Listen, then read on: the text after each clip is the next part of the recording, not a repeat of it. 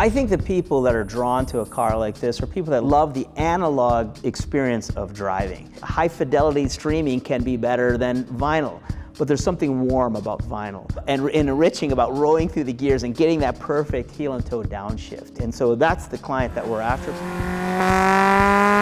I'm Shanu Mapleton with InoKinetic. I started this company back in 2003 to focus on lightweight sports cars, specifically Lotus. But we've kind of expanded from there. We're working on lots of different things here, specifically our 111 RS builds.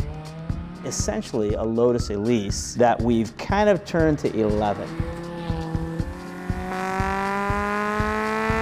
We're shooting to make this the ultimate canyon carver. A car that you can take out onto bumpy, beat up California or any canyon roads to just strafe those things with speed and comfort.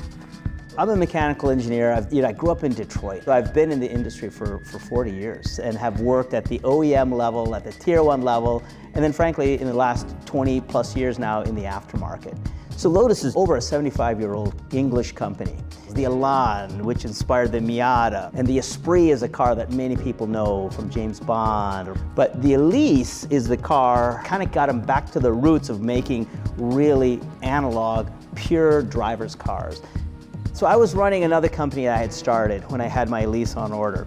I looked around, nobody was really doing any aftermarket accessories. And I've always tuned all the cars that I've had, with wheels or suspension or exhaust, components to make the car perform the way I want it to. And I didn't see anybody doing that in the States. So I thought, what the hell, I'm gonna do this to have some fun. We started developing parts for the car. The Lotus market is very, very small. And so we went down this lightweight rabbit hole. So we started with parts, we started servicing some cars, selling niche cars. Bought an Ariel Atom back in 2007, we became a dealer in 2010. We were importing the BAC Mono, and then we started to build our own car, the Draken, which is an analog car taken to the extreme. We've entered the Porsche space, so we've actually got a 996 that we're building in here. The Elise, we keep coming back to that in our 111 RS.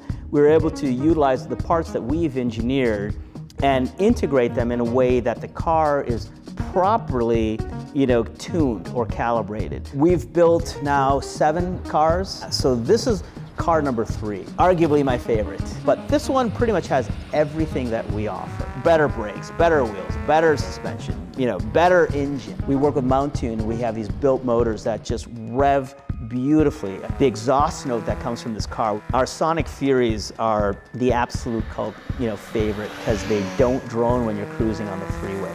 But when you get on cam, it shrieks like a banshee. I mean, it sounds like a sports car should sound. The shifter that we have in it, our full solution, wow, just rolling through the gears, it's so beautiful. Open palm with your fingertips. If you close your eyes, you think you're actually rolling through a gated shifter. The steering response is quicker. The ratio is faster than stock. This car has our Stella Corsa wheel. I designed that wheel. They're made for us in Japan. You'll never find this wheel for any other car. We introduced this naked rear look on these cars.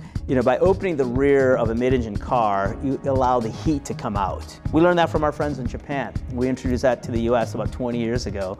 Well, now it's become the standard. Deleted the front turn signals, a special graphic on the roof. It's an Eddie Van Halen graphic from his Frankenstrat. And I think this is kind of the pinnacle in my mind of a Lotus Outlaw for the street. A Lotus did the fundamentals correctly on this car. The chassis is super lightweight, it's about 150 pounds. All we've done is further refined it, but we've done it in a way that you can use this car having a hell of a good time in the canyons. For anyone that is looking to kind of rekindle that joy of driving in a pure analog car, that's what this car is going to deliver. The people that have got them and people that have driven this car, they all get out of the car grinning ear to ear, just raving about how fun the car is to drive.